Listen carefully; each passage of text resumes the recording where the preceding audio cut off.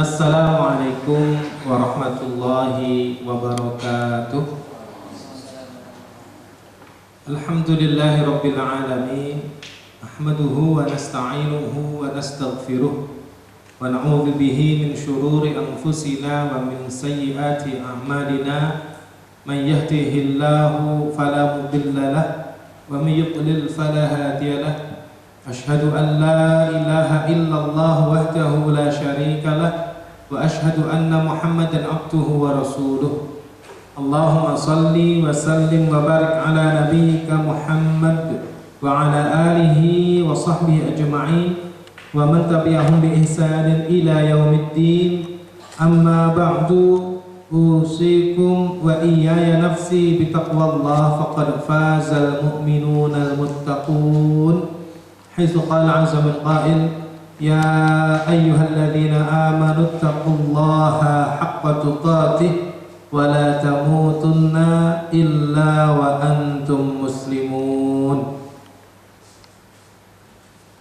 Para mahasiswa Ma'had Ali Ibnu Abbas yang dicintai Allah, marilah kita bersyukur kepada Allah Subhanahu wa ta'ala, hal mana Allah Subhanahu wa ta'ala telah memberikan taufik kepada kita, untuk kita, sehingga kita dapat memilih dan menjalani jalan kebaikan, jalan kebenaran.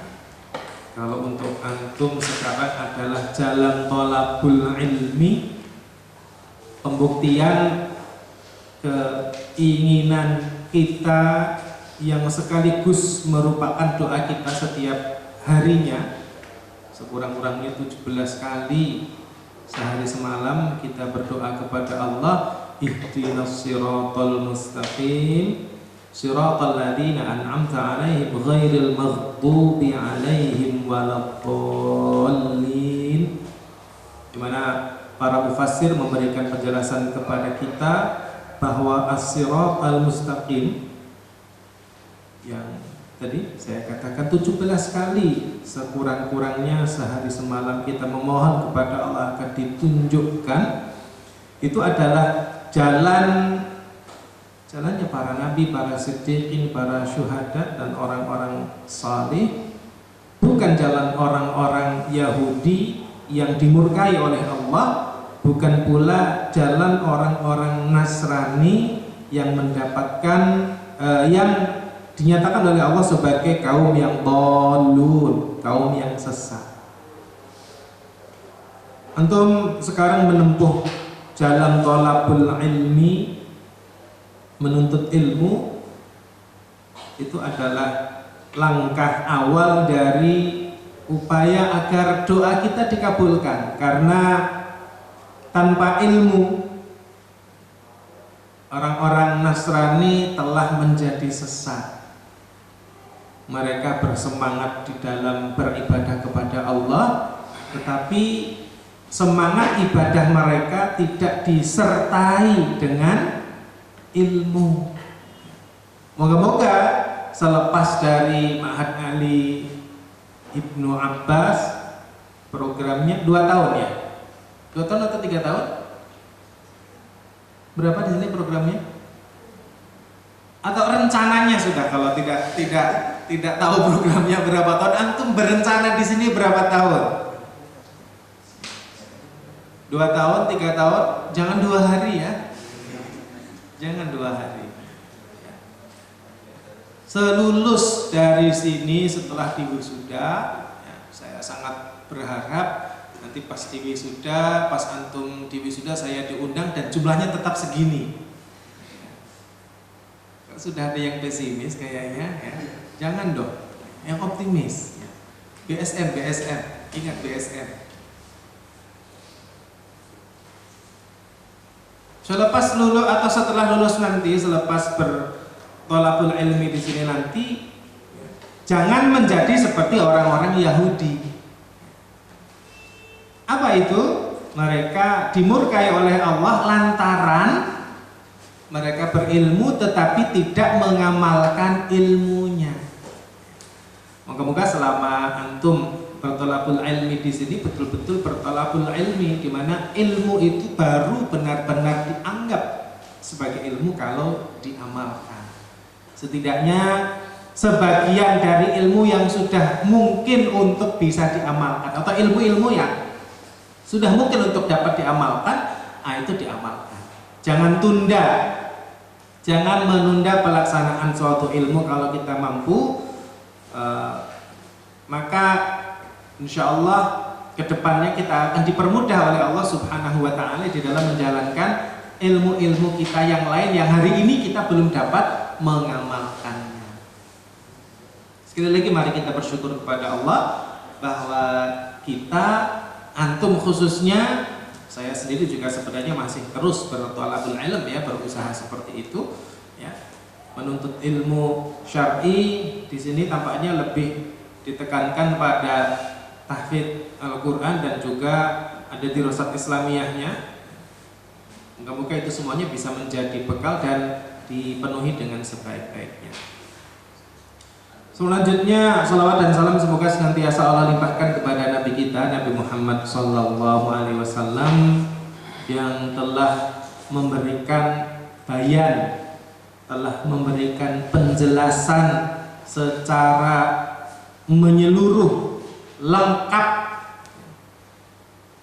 sehingga tidak ada kesulitan lagi bagi umat beliau untuk menghadapi hidup.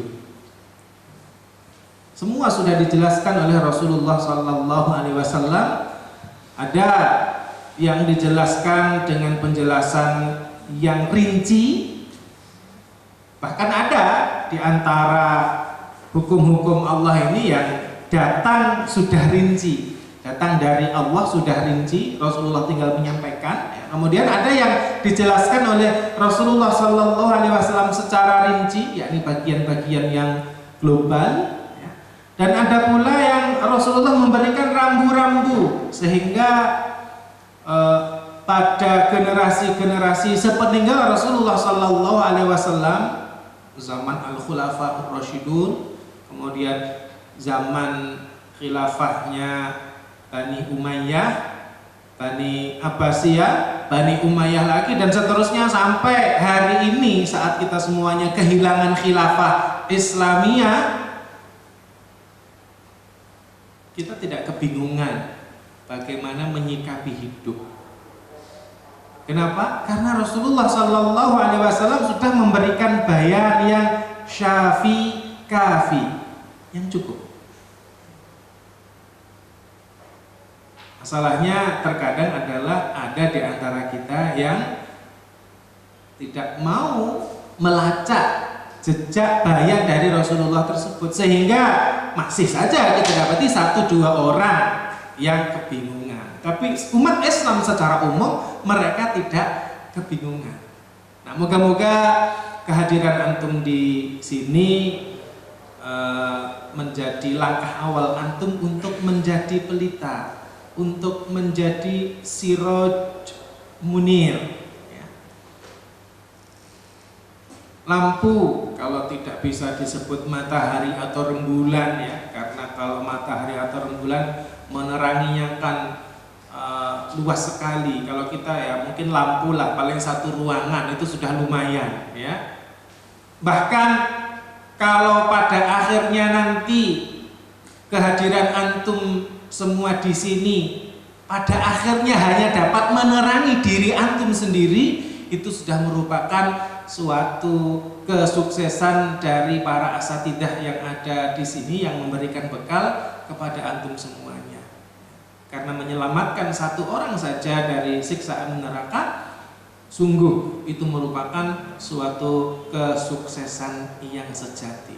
Tentu saja lebih bagus lagi, lebih baik lagi kalau cahayanya bisa lebih terang daripada sekedar untuk diri sendiri, untuk keluarga, untuk tetangga, untuk masyarakat ya. Kalau bisa malah skalanya negara, bahkan tidak tertutup kemungkinan ada di antara antum nanti yang terkenal, yang ilmunya dikenal dan diamalkan oleh kaum muslimin di berbagai belahan bumi. Zaman sekarang itu tidak mustahil. Kalau masalah menyampaikan apa yang kita ilmui, sekarang sarana prasarananya sudah sangat canggih, sudah ada di depan mata kita. Selanjutnya, ikhwan akhwat at-thalabah arsyadakumullah, sebagai mukaddimah saya ingin membawakan satu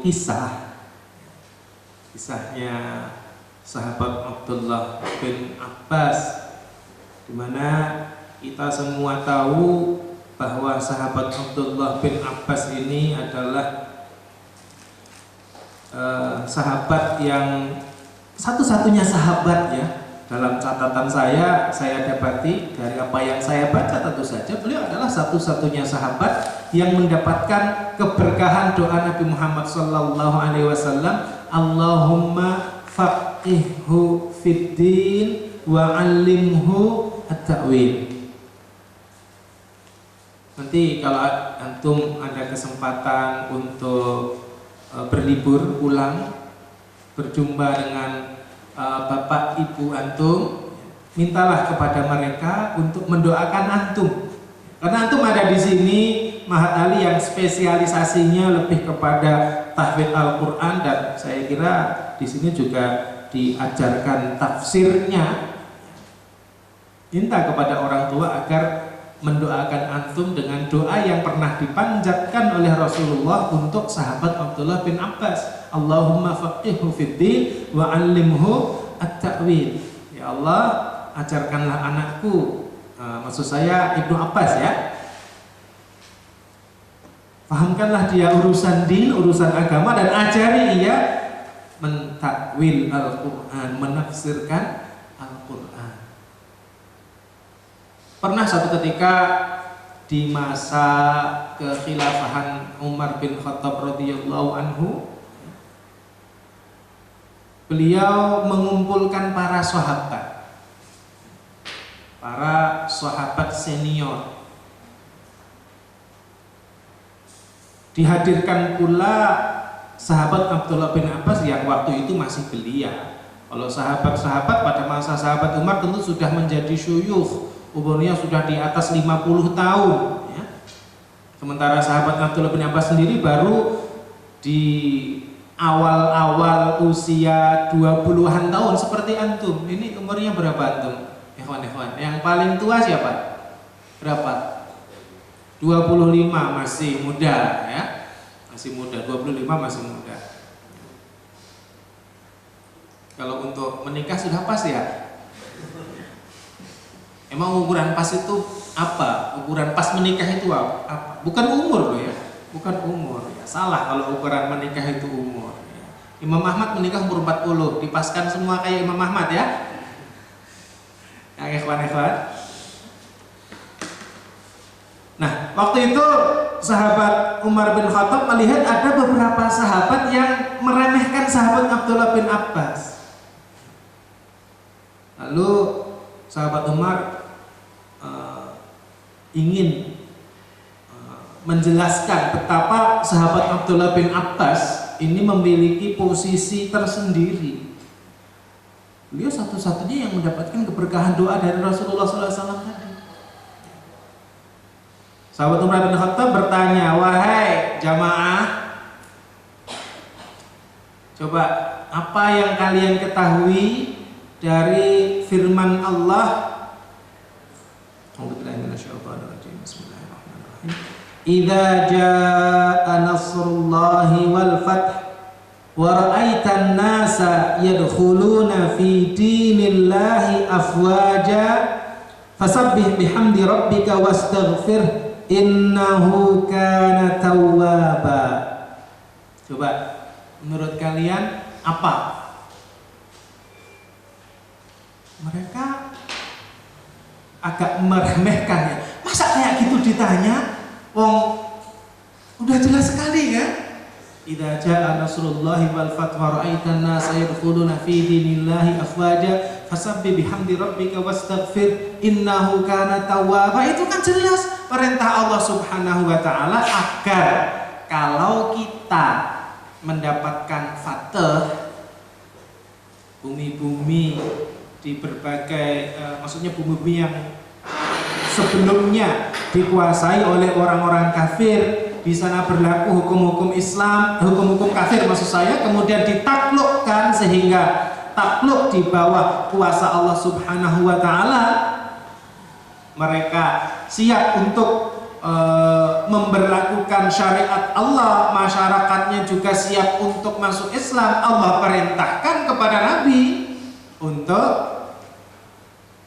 beristighfar. Banyak sahabat yang menjelaskan seperti itu.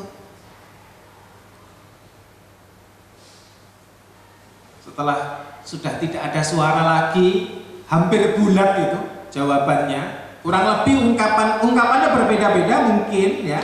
Ungkapannya berbeda, tapi maksudnya sama. Pokoknya kalau fatah, kalau banyak orang masuk Islam, kita pada ayat itu Rasulullah SAW ya diperintahkan untuk memohon ampun kepada Allah, bertasbih dan memohon ampun kepada Allah. Sahabat Umar, saya kurang cocok dengan tafsiran kalian. Coba Ibnu Abbas, apa yang diberitahukan oleh Allah Subhanahu wa taala pada ayat ini? Menurut saya ayat itu, surat itu memberitahukan kepada kita akan sudah dekatnya ajal Rasulullah Sallallahu Alaihi Wasallam. Orang-orang pada kaget.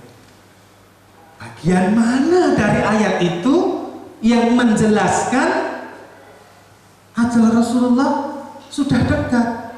Idza jaa nasrullahi wal fath wa ra'aitan nasa yadkhuluna fi dinillahi afwaja fasabbih bihamdi rabbika wastaghfir innahu kana tawwaba. Dibolak-balik tidak ada.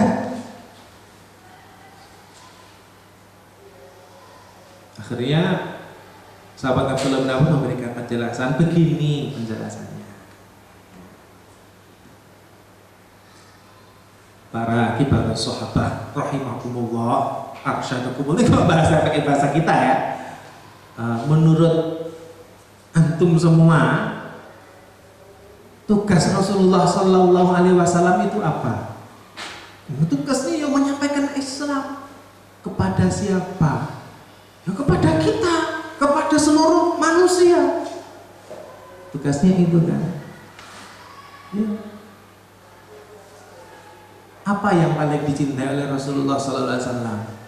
Yang paling dicintai tentu saja Allah Subhanahu Wa Taala. Siapa yang paling dicintai oleh Allah Subhanahu Wa Taala? Ya tentu saja Rasulullah. Nah, kalau Allah Subhanahu wa taala mencintai Rasulullah, Rasulullah sendiri mencintai Allah, apa yang menghalangi pertemuan antar mereka? Yang menghalangi adalah tugas. Nah, ini tugasnya selesai. Kalau sudah fatah, sudah semua orang masuk Islam berbondong-bondong, kan tugas sudah selesai. Kalau tugas sudah selesai, maka berarti Allah dan Rasulnya akan segera berjumpa.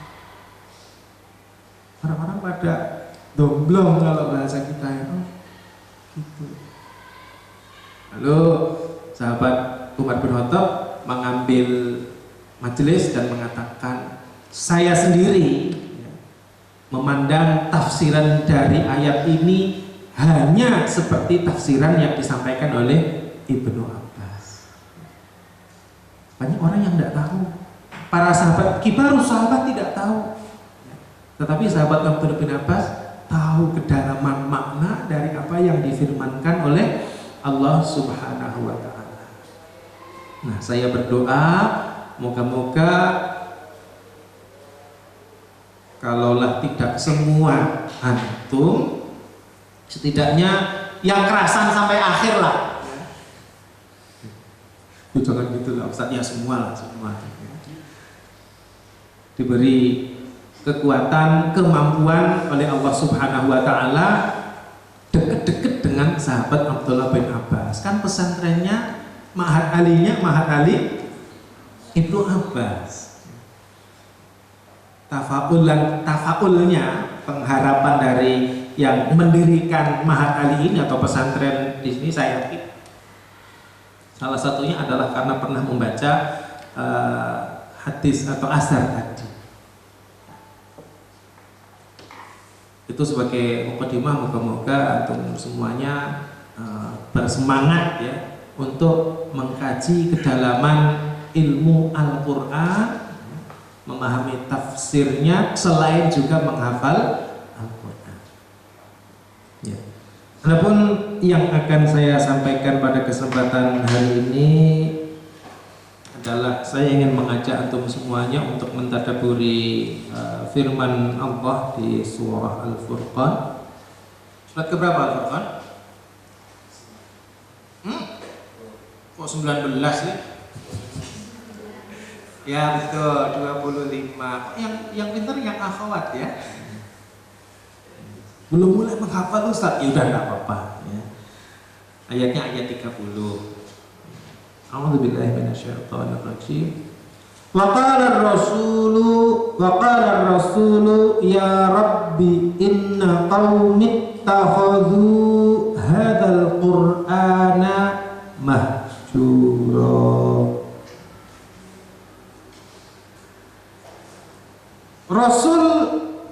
Rasulullah Muhammad sallallahu alaihi wasallam berkata, "Ya Rabbi, wahai Rabbku, ya Allah, inna qaumi, sesungguhnya kaumku, ittakhadhu, menjadikan hadzal qur'ana, Quran ini sebagai sesuatu yang mahjura, dijauhi, ditinggalkan." Lagi-lagi saya berharap moga-moga kalau ini sudah bukan pengharapan lagi ya, sudah terbukti antum datang ke sini pasti pengen menjadi penghafal Al-Quran,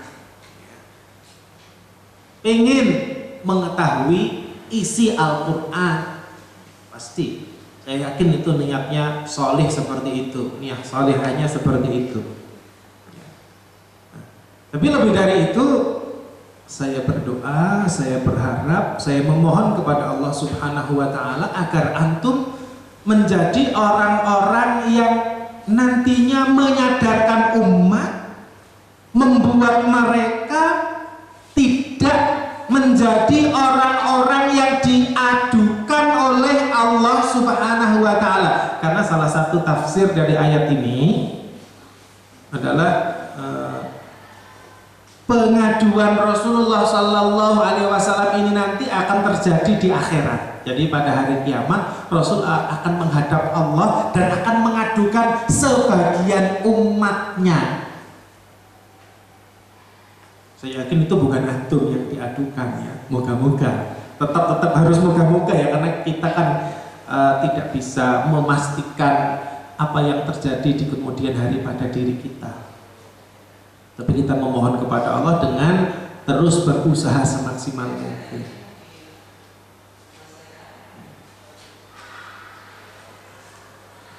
Nah, untuk itu agar antum nanti betul-betul bisa menjadi rijal ataupun nisa. Rijal sebenarnya saya tidak berbicara tentang jenis kelamin ya. Rijal dalam artian tokoh yang akan menyadarkan umat jangan sampai mereka menjauhi Al-Quran. Moga-moga antum menjadi rijalnya, menjadi tokohnya. Untuk diri pasti, untuk keluarga semoga, untuk masyarakatnya lebih luas lagi, atau bahkan di seluruh dunia. Nah, ikhwan fillah arsyadakumullah, para mufassir memberikan penjelasan kepada kita mengenai anwa'u hajril Quran, bentuk-bentuk dari menjauhi Al-Quran itu apa saja. Ini kita catat baik-baik ya. Kita sendiri seharusnya nanti tidak melakukannya. Kemudian selama di sini kita mencari bekal ilmu tentang Al-Quran, karena sebenarnya apapun ilmu yang antum pelajari di sini semuanya pasti berhubungan dengan Al-Quran, karena Al-Quran adalah sumber dari ilmu Islam. Di Dirasat Islamiyah antum tuh tidak ada yang sumbernya bukan Al-Quran, semuanya Al-Quran. Kalau sumbernya bukan Al-Quran, tidak usah didengar, ya kan?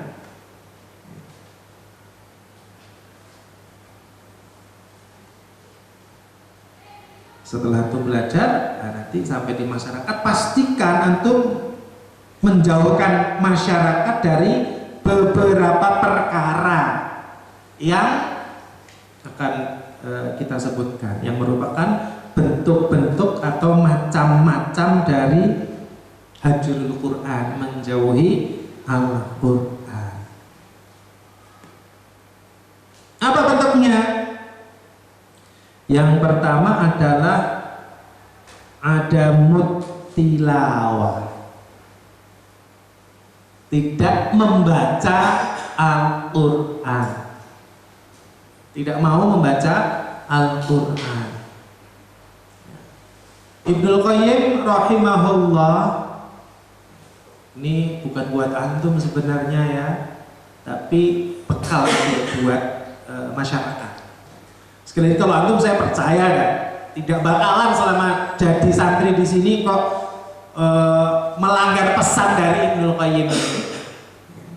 Kata Ibnul Qayyim, barang siapa, saya lupa persisnya teks Arabnya ya, tapi bunyi bahasa Indonesianya ya, terjemahannya begini: barang siapa yang 3 hari berturut-turut tidak membaca Al-Quran, maka dia tercatat sebagai bagian dari orang yang menjadikan Al-Quran sebagai sesuatu yang mahjur. Tadi loh, ayat tadi loh. Jadi yang masuk kategori al-qaumul ladina ittakhadhu al-Qur'ana mahjura itu siapa? Orang yang 3 hari berturut-turut tidak membaca Al-Quran. Antum menghafal Al-Quran tidak mungkin 3 hari berturut-turut tidak membaca Al-Quran, itu tidak mungkin. Pasti membaca Al-Quran. Kalau yang di belakang bagaimana Ustaz? Loh, para ulama sudah memberikan penjelasan kepada kita bahwa bagi para akhwat yang sedang dalam proses menghafal Al-Quran, mereka diperbolehkan tetap membaca Al-Quran. Cuma kebanyakan ulama tetap tidak membolehkan menyentuhnya, menyentuh mushaf tidak boleh. Kalau gitu nanti di kamarnya ditempel ya, ukhti ya, akhwat ya, ditempel biar nggak disentuh. Khusus dibaca buat yang lagi haid. Membacanya boleh karena sedang dalam rangka menghafal Al-Quran. Kalau sudah hafalannya bagus tidak boleh lagi menurut sebagian ulama. Jadi yang pertama tidak mau membacanya. 3 hari saja berturut-turut tidak membaca sudah masuk kategori ini. Ittakhadhu hadzal Qur'ana mahjura. Nanti kalau di masyarakat kita bahkan banyak di antara mereka yang belum dapat membaca Al-Quran. Ya tentu nanti ketika antum kembali kepada masyarakat, mengajari dari nol, mengajari mereka membaca Al-Quran dari nol itu bukanlah suatu kehinaan. Masuk lulus Mahatali Ibu Abbas cuma ngajar TPA, isinya bapak-bapak lagi, tidak apa-apa. Itu merupakan suatu kemuliaan. Kehinaan dan kemuliaan itu sudut pandangnya, perspektifnya harus perspektif syariat. Jangan perspektif umum ya, karena kalau perspektifnya umum ya banyak hal yang oleh masyarakat umum dianggap sebagai kemuliaan dalam pandangan syariat itu tidak ada apa-apanya. Atau sebaliknya, dalam pandangan syariat itu merupakan suatu kemuliaan, dalam pandangan masyarakat umum itu tidak ada apa-apanya, tidak ada nilainya, bahkan seringkali justru dihinakan. Begitu. Jadi yang pertama tidak membacanya. Yang kedua, adamul istima'i ilaihi idza tuliya. Tidak mau mendengarkannya ketika ada yang membacakan. Jadi kalau ada saudara kita membaca Al-Quran, sebisa mungkin kita berusaha untuk mendengarkannya baik-baik. Kecuali kalau kita sendiri sibuk membaca Al-Quran, tidak apa-apa. Jangan kita punya pikiran, wah ini kalau berapa ini santri mahasiswanya ada 6, mahasiswinya ada berapa ini, banyak ini ya, tidak saya hitung. Kalau baca bareng-bareng nanti Allah mendengarnya gimana ya? Jadi kita bacanya gantian saja deh. Maaf, Anda keliru dalam bertauhid kalau begitu. Kenapa? Karena Anda menyamakan Allah dengan manusia. Kalau kita kan memang cuma bisa mendengar satu suara. Ada 3 orang membaca Al-Quran, surat yang berbeda, ayat yang berbeda, kita tidak mampu membedakan dengan baik. Kalau terjadi kesalahan tidak bisa meluruskan, membenarkan. Jangan samakan pendengaran Allah Subhanahu wa ta'ala dengan pendengaran manusia atau pendengaran para makhluk. Jangan pernah samakan itu, karena memang laisa kamitslihi syai'un wa huwas samiul basir. Yang kedua, dengarkan. Kalau kita ada kesempatan, kalau kita sendiri sedang membaca tidak mengapa, tidak harus mendengarkannya. Yang ketiga, tarkul imani bihi, tidak mengimaninya. Mengimaninya itu bagaimana? Iman bidin arsyarakumullah. Iman itu Dr. Ahmad Farid memberikan penjelasan dalam satu karya beliau. Beliau menulis sebuah buku tentang iman yang judulnya Syajaratul Iman. Dr. Ahmad Farid, kenal Dr. Ahmad Farid enggak? Nanti ketik di internet ya, siapa itu Dr. Ahmad Farid ya. Orang tokoh dari Mesir, pakar tazkiyatun nafas ya. Beliau menulis Al-Bahrul Ra'iq fi Zuhdi wa Raqa'iq. Kemudian beliau menulis kitab Tazkiyatun Nafas, meringkas sebenarnya ya, kompilasi dari tulisannya 3 ulama, Ibnu Qayyim, Imam Al-Ghazali dan Ibnu Rajab. Nah, beliau menulis juga tentang iman, Syajaratul Iman, dan memberikan penjelasan kepada kita bahwasanya iman itu dasarnya ada 2. Iman itu dasarnya ada 2. Apa itu? At-tasdiqu bihi. Yang pertama at-tasdiq. Yang kedua adalah al-inqiyad. Tasdiq itu membenarkan, dan inqiyad itu tunduk. Artinya apa? Artinya mengimani Al-Quran itu berarti membenarkan seluruh isinya, dari awal surat Al-Fatihah sampai akhir surat An-Nas. Dibenarkan semuanya, bahwa semua memang betul-betul datang dari Allah Subhanahu wa ta'ala. Baik itu perkara-perkara, kabar-kabar yang logis maupun yang tidak logis. Baik itu kita dapat menalarnya ataupun kita tidak dapat menalarnya. Apa misalnya ayat yang logika kita belum bisa menerimanya hari ini? Ada yang mencoba memberitahu kepada saya? Kalau logis ini,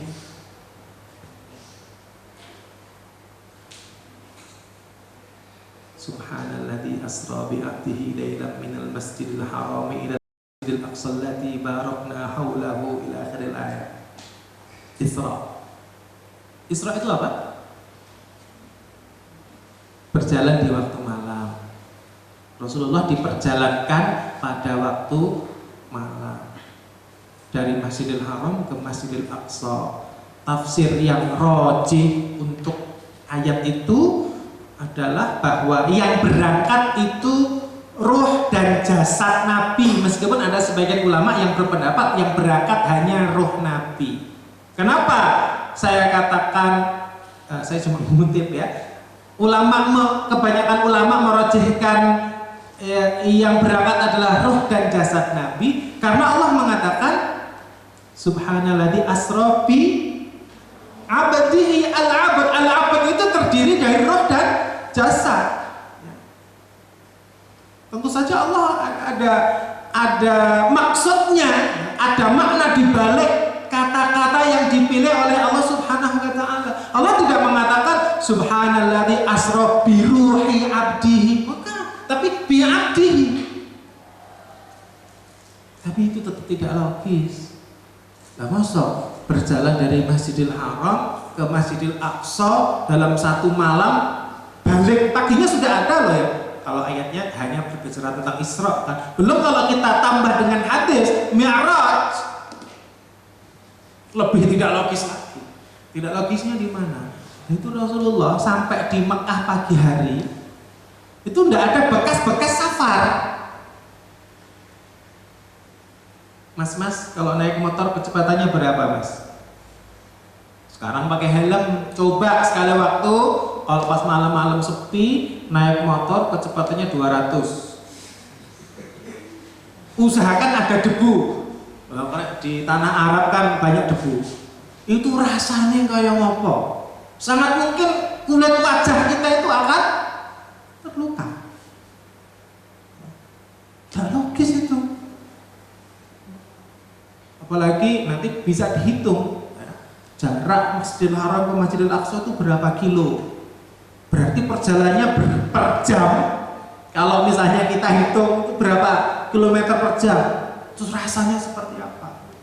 Apalagi kalau ditambah Mi'raj ya, tambah tidak logis lagi. Kalau Isra kan cuma tidak pakai helm ya.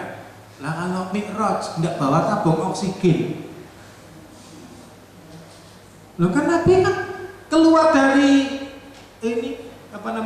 atmosfer bumi, bahkan keluar dari orbit ya, keluar dari tata surya, tidak bawa oksigen. Bernafasnya bagaimana? Tidak logis kan? Tapi kita memang diperintahkan oleh Allah Subhanahu wa taala untuk beriman, untuk percaya kepada apa saja yang dibawa oleh Nabi Muhammad SAW, dan pada kasus ini adalah semua yang ada di dalam Al-Quran, baik yang logis maupun yang tidak logis. Jangan pernah berpikir untuk mengingkari barang satu potong ayat pun, bukan satu ayat itu bagian dari ayat kok kita ingkari, kita mendustakan. Ini bukan dari Allah ini. Mau benar-benar jangan sampai seperti itu. Ya, walaupun tidak logis, terima dulu. Kemudian al-inqiyad, tunduk. Kalau tunduk, patuh, siap melaksanakan. Ini masalahnya bukan logis gak logis. Masalahnya biasanya berat. Dan manusia itu kalau dihadapkan pada pilihan yang berat, seringkali menolak juga, tidak mau melaksanakan. Maaf ya, bukti yang di belakang. Bagaimanapun saya harus katakan bahwasanya Allah Subhanahu wa taala membolehkan poligami. Poligami itu secara umum buat perempuan di zaman sekarang bukan sesuatu yang ringan, karena kita terbiasa hidup di lingkungan yang laki-lakinya menikah secara monogami. Kalau di tanah Arab dulu pada zaman Nabi, maksud maksud saya seorang laki-laki biasa punya istri lebih dari 10, lebih dari 4. Itu ketika turun ayat maksimal 4 gitu, itu terasa berat buat laki-laki pada zaman dulu. Masuk cuma 4, lo biasanya 10, masa cuma 4. Tapi kalau sekarang udah berubah ya, laki-laki dikasih batasan 4 itu tidak merasa berat untuk apa namanya, tidak merasa keberatan. Kok cuma 4 sih? Enggak. Kalaupun ada yang merasa berat kayak saya ini ya, berat nek jalani harus lebih dari 1 nek saya loh ya. Tapi kan mungkin mas-mas yang di depan ini tidak ya, karena kan kita beda. Tapi buat akhwat yang dibalakan, secara apa namanya, hati seorang perempuan pasti merasa aku lebih suka kalau menjadi istri satu-satunya. Itu manusiawi. Memang berat. Sebenarnya ayat-ayat Allah yang berat itu bukan hanya untuk perempuan, kok ada juga, bahkan banyak ayat-ayat yang juga berat bagi laki-laki. Ya kalau buat yang di sini perintah untuk sholat berjamaah itu tidak berat, tapi buat saudara-saudara kita di luar sana kan banyak sekali yang merasa keberatan untuk melaksanakan sholat berjamaah 5 waktu. Berat. Nanti belum lagi yang harus mengorbankan nyawa, itu lebih berat lagi. Yang diperintahkan laki-laki, perempuan kan tidak diperintahkan, walaupun diperbolehkan ya, tapi pada kondisi tertentu juga diharuskan. Jadi poinnya sehubungan dengan iman kepada Al-Quran ini adalah kita harus siap beriman kepada seluruh isi Al-Quran meskipun tidak logis, dan harus siap menerima, siap melaksanakan seluruh isi Al-Quran meskipun ada bagian-bagian yang akan terasa berat di hati kita, bertentangan dengan hawa nafsu kita. Yang keempat sekarang, apa yang keempat? Salah satu bentuk dari hajarul Quran, menjauhi Al-Quran, adalah tarku tadabburihi wa tafahumihi. Tidak mentadabburinya dan tidak berusaha memahaminya. Di muqaddimah tafsir Ibnu Katsir, Ustaz di sini muqarrarnya untuk tafsir pakai kitab apa, Ustaz? Fathul Qadirnya Asy-Syaukani ya. Di muqaddimah tafsir Ibnu Katsir nanti, walaupun pakai Fathul Qadir, tapi saya sangat menyarankan baca muqaddimah tafsir Ibnu Katsir ya, karena di sana ada pelajaran yang sangat berharga sekali tentang ilmu tafsir. Muka-muka sudah disinggung juga oleh Asy-Syaukani, tapi karena saya belum membaca yang saya sudah baca yang muqaddimah tafsir Ibnu Katsir, saya sangat menyarankan untuk membaca muqaddimah tafsir Ibnu Katsir. Muqaddimahnya saja. Nah, di sana ada satu poin ya. Ada satu paragraf menjelaskan mengenai macam-macam ayat Al-Qur'an. Di ayat Al-Qur'an itu memang dikalamkan oleh Allah Subhanahu wa taala dengan min haitsu siapa yang dapat memahami hakikat dari maknanya itu dibagi menjadi 4, kata Ibnu Abbas. Yang pertama adalah ayat-ayat Al-Quran yang orang-orang awam saja paham. Orang-orang awam yang dimaksud adalah orang-orang Arab. Nah, kalau orang-orang yang tidak bisa berbahasa Arab ya tidak bakalan paham. Dzalikal kitabu la raiba fi. Tanya sama penjual soto, "Mas, Pak, niku artinya nopo?" Pasti kebanyakan tidak tahu, kecuali bawahnya rajin ngaji. Aku nih Islam, nih nggak ngerti apa arti Qul huwallahu ahad. Ngerti. Tapi kalau orang Arab awam pasti ngerti. Ada ayat-ayat yang seperti itu. Yang kedua adalah ayat-ayat Al-Quran yang dia hanya dipahami oleh pakar bahasa. Artinya ada makna-makna tersembunyi yang nanti yang mengetahuinya adalah pakar bahasa. Kalau bukan pakar bahasa, nggak ngerti. Misalnya ayat wal laili idza as'as. As'as itu artinya apa? As'as itu artinya bisa jadi datang, bisa jadi juga pergi. Itulah bahasa Arab. Bahasa Arab memang kadang-kadang artinya dua yang saling bertentangan. Nah, para mufasir sempat berdebat, ini maknanya apa ini? Wal laili idza as'as. Dan demi malam apabila ia datang atau pergi. Akhirnya sebagian ulama berkata, oh ini karena kemukjizatan Al-Quran ya, ini memang dua-duanya. Karena baik ketika malam datang ataupun ketika malam pergi, itu ada suasana alam yang sangat berbeda, istimewa, yang perlu diperhatikan oleh setiap muslim. Itu keterangannya. Kemudian yang ketiga, ada ayat-ayat yang hanya diketahui oleh ulama.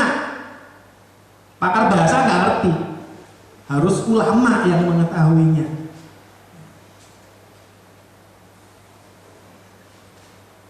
Misalnya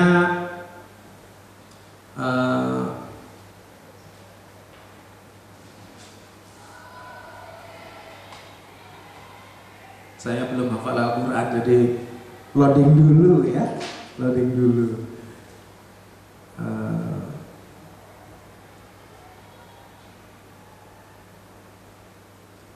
Ada yang sudah hafal surat At-Taubah? Ali Imran atau bahasa jadi malah lupa ya. Jadi ayat yang ada potongan ini, Innan nasa qad jama'u lakum fakhshawhum. Surat apa?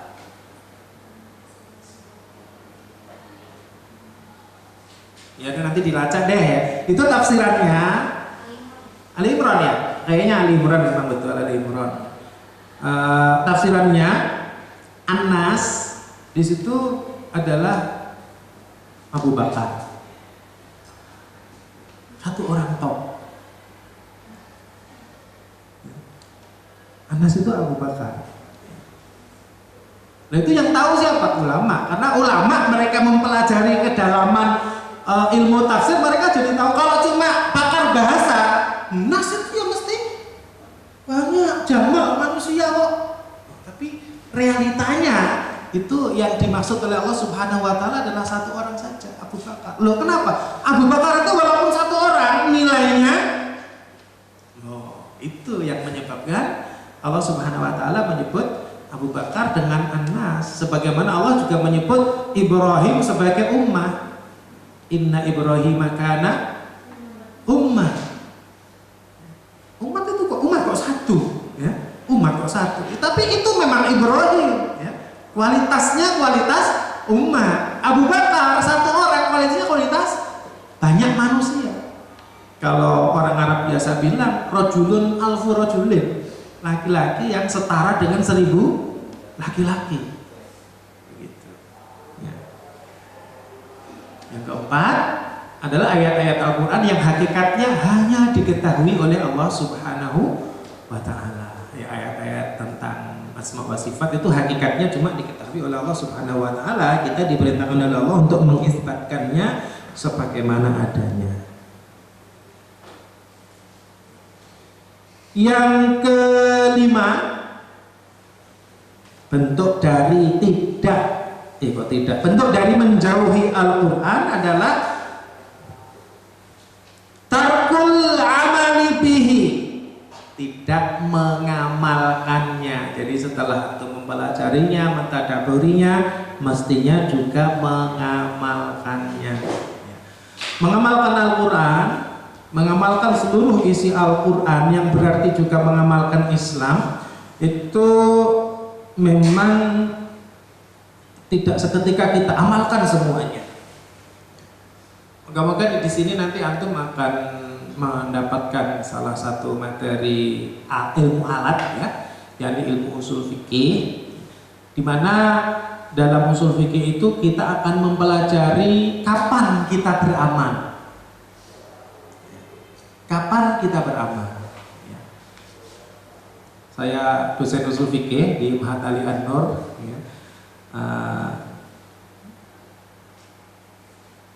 Dijelaskan oleh para ulama usul agar kita mengerjakan suatu amal itu sah dan diterima oleh Allah Subhanahu wa taala, maka harus kita amalkan setelah satu datang sababnya, dua terpenuhi syaratnya, tiga tidak ada maniknya. Datang sebabnya kita mengerjakan sholat subuh apa? Masuk waktu subuh. Sekarang antum mengerjakan sholat subuh boleh apa tidak? Tidak. Kenapa? Belum datang sebabnya. Terpenuhi syarat-syaratnya, harus suci dari hadas, najis, menghadap kiblat dan seterusnya. Harus dipenuhi. Kalau tidak dipenuhi, nekat, walaupun dikerjakan pada waktu subuh, tidak wudu dulu, tidak diterima oleh Allah. Maniknya sedang haid, walaupun sudah masuk waktu subuh, sudah mandi, sudah wudu, tapi sedang haid, nekat sholat subuh, diterima apa tidak? Tidak diterima. Ya, itu salah satu saja. Detail kapan-kapan nanti kita bisa kuliah usul fikih. Ya. Soalnya ini kan kuliah perdananya bukan usul fikih. Yang keenam sekarang. Yang keenam, ada muttahakumi ilaihi, tidak berhukum dengan Al-Quran. Jadi, berbagai problematika yang kita hadapi, jika itu problem-problem yang dibahas oleh Al-Quran, ditetapkan hukumnya oleh Al-Quran, kita tidak boleh berpaling dari Al-Quran. Kalau kita berpaling dari Al-Quran, berarti kita masuk kategori orang yang melakukan hajarul Quran. Bahaya sekali kalau itu kita lakukan. Ya. Bahaya.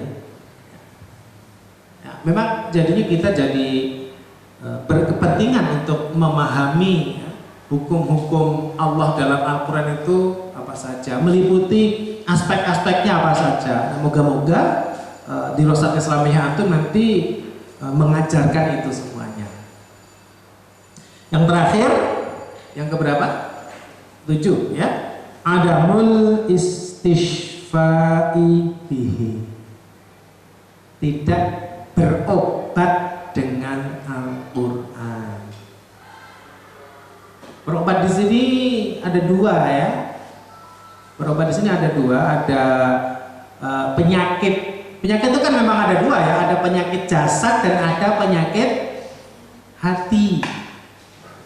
Untuk penyakit jasad itu Al-Quran memang bisa menjadi obat, selain bahwa Allah Subhanahu wa ta'ala juga menjadikan obat untuk penyakit jasad pada selain Al-Quran. Pada obat-obatan, tumbuhan, bahan-bahan yang ditemukan oleh para pakar di bidang medis, ya, itu memang juga ditakdirkan oleh Allah Subhanahu wa ta'ala dapat menjadi sarana untuk kesembuhan. Tapi sebenarnya Al-Quran juga dapat. Maka kalau ada di antara antum yang misalnya kena penyakit gagal ginjal, terus tidak mampu untuk cuci darah, mencukupkan diri dengan setiap pagi dan sore atau setiap ada kesempatan meruqyah diri, berobat diri dengan membacakan Al-Fatihah, itu bisa saja mendapatkan kesembuhan dari Allah Subhanahu wa ta'ala, dan itu masyru'. Ya, itu masyru'. Ya. Nah, nanti lebih detailnya bisa dipelajari lagi ya, tentang ruqyah syar'iyyah, baik untuk penyakit jasmani ataupun untuk gangguan jin ya. Ruqyah kan ada hubungannya dengan gangguan jin biasanya. Walaupun sebenarnya ruqyah untuk gangguan jin itu sebagian dari ruqyah, bukan keseluruhan ruqyah. Keliru kalau kita beranggapan bahwasanya ruqyah itu hanya yang berhubungan dengan penyakit karena gangguan jin, sedangkan kalau untuk penyakit jasmani tidak ada ruqyah, itu keliru. Ingat hadis sahabat yang meruqyah seorang kepala suku yang disengat binatang berbisa. Itu kan penyakit jasmani. Diruqyah dengan dibaca Al-Fatihah dan langsung dengan izin Allah Subhanahu wa taala sembuh. Bisa. Nah, kita sekali waktu juga harus melakukan itu, karena itu diperintahkan. Karena tidak melakukannya berarti ada mulai istighfar tadi. Selain yang lebih penting dari itu, karena kenapa saya katakan lebih penting? Karena kalau seseorang itu sakit, itu dia boleh memilih untuk terserah kepada Allah mau disembuhkan atau tidak, atau melakukan istighfar. Ya, ini sebenarnya tergantung kepada siapa kita. Kalau kita adalah tipe orang-orang yang dapat bersabar menahan rasa sakit, itu lebih baik tidak berobat. Lebih baik tidak berobat, lebih baik merasakan rasa sakit itu, menikmatinya, sehingga sakitnya menjadi penghilang dosa-dosanya. Itu disebutkan oleh Rasulullah SAW. Tapi kalau kita tipe orang yang sedikit sakit sedikit saja sudah mengeluh, sudah bolak-balik, aduh. Nah, kalau tipe-tipe seperti itu lebih baik berobat. Karena geluruh, mengeluh tadi kata Imam Ahmad itu masuk kategori mengadu. Tidak baik. Bukan ridho terhadap takdir Allah, masuk kategori tidak ridho kepada takdir Allah. Begitu kata Imam Ahmad bin Hanbal. Nah, jadi saya katakan yang lebih penting lagi adalah istighfa'u maradil qalbi, mengobati penyakit hati. Nah, kalau ini harus, tidak bisa tidak, dan obatnya adalah Al-Quran. Imma syubhat wa imma syahwat. Ibnu Qayyim menjelaskan bahwa penyakit hati itu ada dua, syubhat atau syahwat. Dua-duanya obatnya adalah Al-Quran. Tentu Al-Quran di mana orang yang membacanya memahami isinya. Karena obatnya syahwat itu adalah ayat-ayat yang berupa at-targhib wa tarhib. Kalau yang membaca tidak paham, tidak bakalan ada pengaruhnya. Ada orang punya penyakit apa? Senang melakukan perbuatan-perbuatan yang mengarah kepada perzinaan, di mana Allah Subhanahu wa taala sudah jelas menyatakan wala taqrabuz zina. Tapi kalau dia nggak paham isi apa yang dibacanya, membaca ayat wala taqrabuz zina tidak merasa diingatkan. Membaca kabar-kabar dari Rasulullah mengenai ancaman buat para pezina, dia tidak akan merasa diingatkan, tidak akan merasa ditegur. Nah, tapi kalau antum, saya sangat berharap moga-moga karena antum menjadi mahasiswa di sini nanti ada bekal untuk itu, untuk membaca ayat Al-Quran langsung dapat menjadikannya sebagai penawar syubhat dan obat syahwat. Demikian ikhwan dan akhwat fillah arsyadakumullah, 7 bentuk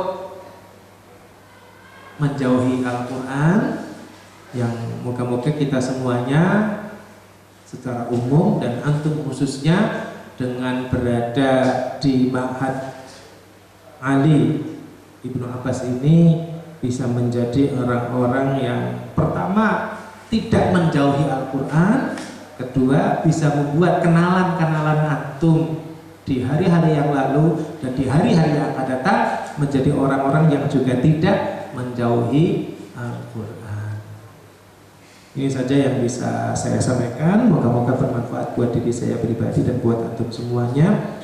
Saya ucapkan jazakumullah khairah untuk antum semuanya yang sudah mendengarkan apa yang saya sampaikan, dan kepada pihak Mahat Ali yang sudah berkenan mengundang saya. Moga-moga tidak bosan. Sekian, wabillahi taufik bila aqwamit thoriq. Wassalamualaikum warahmatullahi wabarakatuh.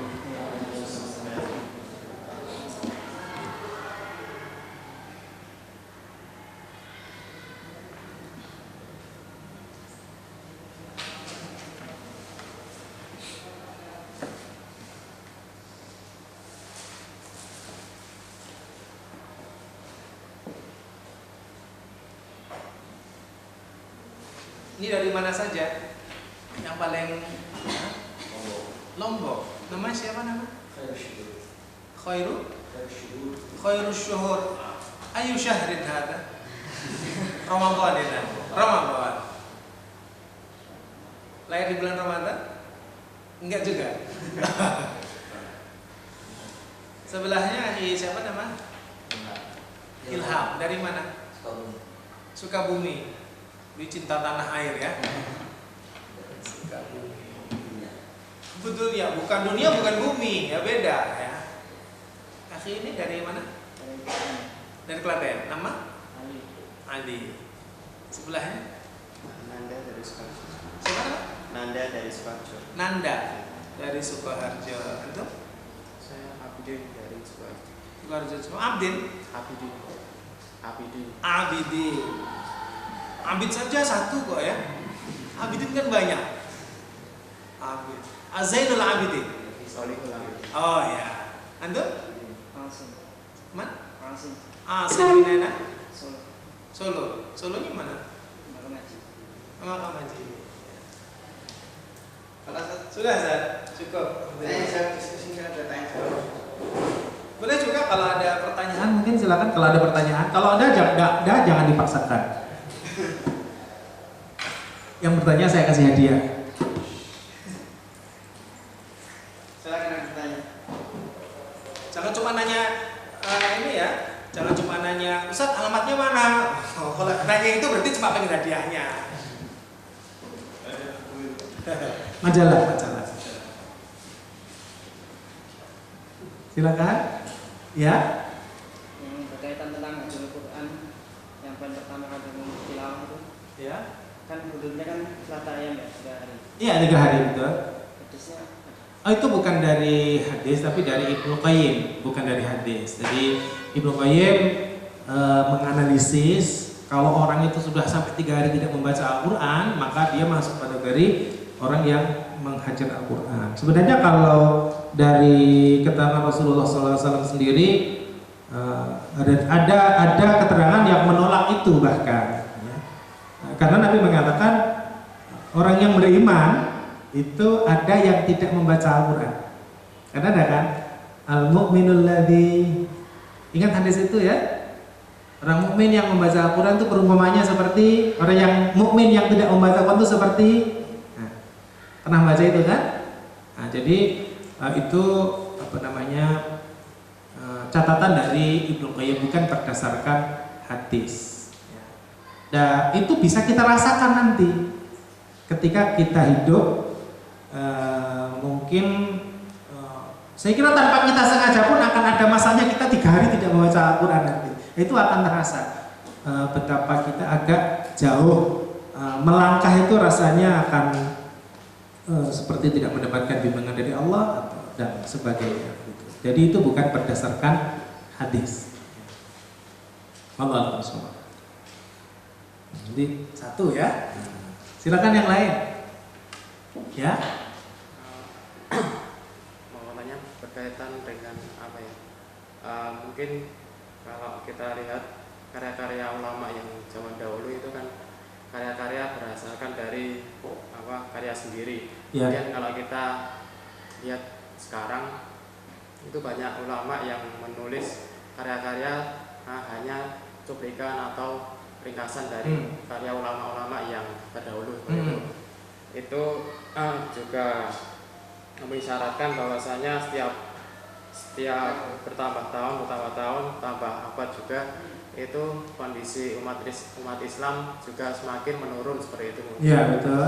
Ya, ada nggak kemungkinan untuk suatu saat nanti di tahun mendatang atau di masa depan muncul orang yang mempunyai kemampuan untuk seperti ulama-ulama terdahulu, ataupun ada enggak mungkin bagaimana caranya mungkin agar bisa menjadi seperti ulama-ulama yang terdahulu seperti itu. Faqidus syai' la yu'ti. Saya tidak seperti mereka, maka saya nggak bisa menjawab. Resepnya saya kalau punya, saya jalani sendiri. Saya Quran juga tidak hafal. Tapi tidak apa-apa, pertanyaannya bagus ya, menantang. Cuma secara teori tentu karena mereka itu manusia biasa juga, para ulama itu manusia biasa juga, jadi tentu terbuka kemungkinan untuk itu. Tinggal kitanya mau apa tidak. Ya. Sarana prasarananya mestinya kita tempuh, apa yang mereka lakukan kita lakukan. Fa insyaallah maka apa yang Allah berikan kepada mereka juga akan Allah berikan kepada kita. Saya kira ada yang mau bertanya, apakah mungkin akan ada orang yang membuat satu karya yang betul-betul original, baru, betul-betul baru begitu ya. Saya bilang ada. Yang betul-betul baru. Apa itu? Ya untuk kasus-kasus yang betul-betul baru terjadi sekarang ini. Ya. Seperti misalnya bahkan bisa jadi kelihatan bertentangan dengan apa yang ditulis oleh para ulama dulu. Misalnya ya, penjelasan mengenai hukum memakan binatang yang ditembak. Kalau antum membaca buku-buku fikih klasik, antum akan mendapati bahwa binatang yang ditembak dengan senapan pada zaman buku-buku itu ditulis tentunya ya, itu para ulama mengharamkan. Kenapa kok mereka mengharamkan? Karena ketika buku-buku itu ditulis atau di zaman para ulama yang mengharamkan itu, senapannya tidak seperti senapan di zaman sekarang. Jadi senapan zaman dulu itu peluru yang ketika keluar itu tidak tajam. Teknologinya belum seperti sekarang ini. Teknologinya tidak tajam. Pelurunya tidak tajam, tetap bulat. Dia kena, dia seperti dipukul jadinya. Maka diharamkan karena dia seperti yang difirmankan oleh Allah di dalam surat Al-Maidah, terpukul. Tapi kalau zaman sekarang karena senjata api itu dia logam yang kemudian ketika keluar dari senapan dia akan jadi tajam ya, dia bisa melukainya, memang betul-betul tajam, bisa membunuh ya, bisa melukai betul ya. Maka para ulama menyatakan, ulama zaman sekarang tentunya hewan-hewan yang diburu dengan senapan untuk zaman sekarang dinyatakan halal. Nah ini kan betul-betul baru, ya, begitu. Jadi kalau masih adakah kemungkinan itu ada. Kemudian apakah juga ada hal-hal yang sifatnya betul-betul baru? Ada juga. Satu hal yang perlu antum ingat, bahwasanya antum adalah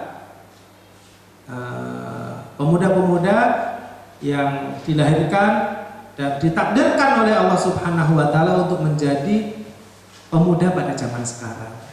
Antumlah solusi untuk masyarakat kita di zaman sekarang. Jadi tepatnya antum itu memang hidup di zaman sekarang. Ya, itu yang harus kita ingat. Jangan menyesal hidup di zaman ini. Jangan berharap sekiranya aku dulu hidup di zaman Umar bin Khattab. Bisa jadi antum kafir kalau hidup di zaman Umar bin Khattab. Justru dengan antum hidup di zaman sekarang itu antum masuk Mahat Ali Ibnu Abbas. Itu yang harus kita syukuri. Begitu. Ada yang lain? Akhwat mungkin? Ya, silakan. Kira-kira usia Ibnu Abbas ketika Umar bertanya kepada para sahabat tentang tafsir surat An-Nas itu Pak? Saya tadi berencana untuk ngecek sebenarnya Ibnu Abbas itu lahir di tahun berapa, tapi lupa saya. Mungkin ada yang hafal? Nanti dicek saja ya, beliau lahir di tahun berapa. Yang jelas ketika didoakan Nabi itu di Madinah, itu masih kecil, masih kanak-kanak. Sementara Abu Bakar memerintah 2 tahun, Umar kan berapa tahun Umar? 12 ya? Masih kecil juga, belum 25 kayaknya. Ya lebih baik terlambat daripada tidak sama sekali ya. Ini memang bukan buat antum. Kalau buat antum ya, antum kan 25. Antum belajarlah kepada Imam Al-Muzanni, muridnya Imam Syafi'i. Coba nanti dicek beliau belajar umur berapa ya, Al-Muzanni. Memang masing-masing kita perlu menjadikan seorang tokoh sebagai panutan kita. Kalau yang masih muda banget, yang masih anak-anak, oh ini Ibnu Abbas ini masih muda sudah oke gitu. Kalau yang aku sudah umur 25 belum apa-apa, Al-Muzanni ya, itu beliau Masya Allah. Nah, nanti dicek, saya nggak akan cerita, nanti basi kalau ini ya. Biar antum cari sendiri ya, bagaimana Al-Muzanni ini belajar sehingga betul-betul akhirnya menjadi salah satu dari sedikit ulama madhab Syafi'i yang muktabar. Nah, sebenarnya banyak ya, tapi yang betul-betul diakui, yang jadi tokohnya itu salah satunya adalah Al-Muzanni. Allah.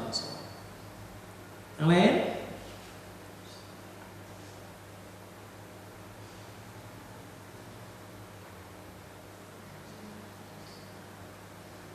Gak ada Ustaz, saya kira cukup. Ya, berarti yang 3 orang dapat ini, yang sisanya ini ada 8. Sisanya gimana ya? Maksud saya bawa pulang ya?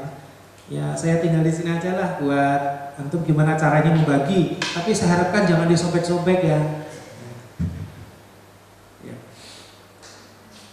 Diundi boleh atau gimana? Karena kan Allah Subhanahu Wa Taala memerintahkan kepada Rasulullah SAW kalau orang-orang itu punya hak yang sama untuk menentukan siapa yang mendapatkan, maka diundi.